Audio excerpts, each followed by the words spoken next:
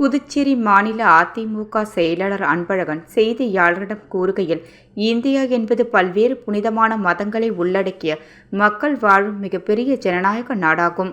அனைத்து தரப்பு மக்களும் அனைத்து மதங்களை மதித்தும் எந்த ஒரு மதத்தையும் புண்படுத்தாமல் இருப்பது ஒவ்வொருவரின் கடமையாகும். அதேபோல் மத நல்லிணக்கத்தை பாதுகாக்க வேண்டியது அனைத்து அரசியல் கட்சிகள் மற்றும் மத தலைவர்களின் தலையாய கடமையாகும்.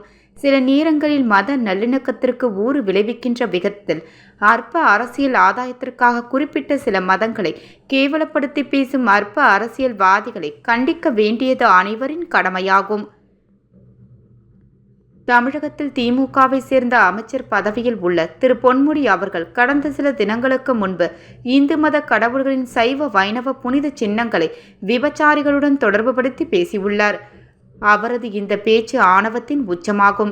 மேலும் மத ரீதியில் மக்களை பிளவுபடுத்தி அரசியல் ஆதாயம் தேடும் செயலாகும்.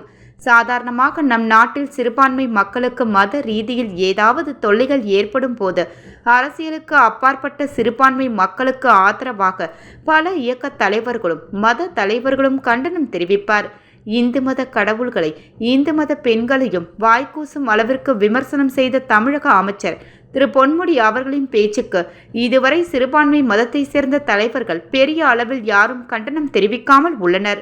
பிற மதத்திலிருந்து கண்டனம் தெரிவிக்காதது திமுகவை சேர்ந்த அமைச்சர் பொன்முடியின் கேடுகெட்ட அநாகரிகமான செயலை ஊக்குவித்தும் விதத்தில் அமைந்துள்ளது. அதேபோன்று இந்து கடவுளை விமர்சனம் செய்தவர் திமுகவை சேர்ந்த அமைச்சர் என்பதால் இந்து மதத்தை சேர்த்து பல்வேறு மத குருமார்களும் மடாதிபதிகளும் வாய் திறக்காமல் மௌனம் காப்பது மத சார்பின்மைக்கு பங்கம் விளைவிக்கும் செயலாகும்.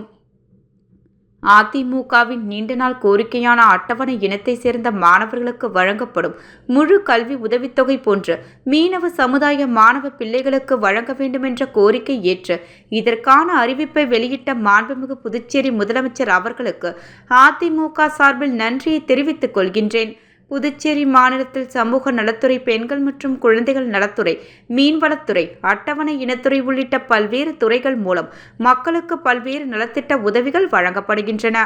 இந்த நலத்திட்ட உதவிகளை பெற தகுதியானவர்கள் தேர்வு செய்யப்படும் போது அந்த துறையில் உள்ள அதிகாரிகள் அதற்கான ஆணைக்கடிதம் மற்றும் கார்டுகளை மொத்தமாக சில சட்டமன்ற உறுப்பினர்களிடமே கொடுத்து விடுகின்றனர்.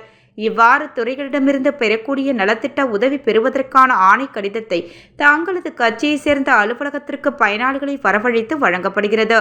பொதுவாக அரசு சார்ந்த எந்த உதவிகளுக்கான ஆணை கடிதமும் அரசு அதிகாரிகளின் கைவசம்தான் இருக்க வேண்டும்.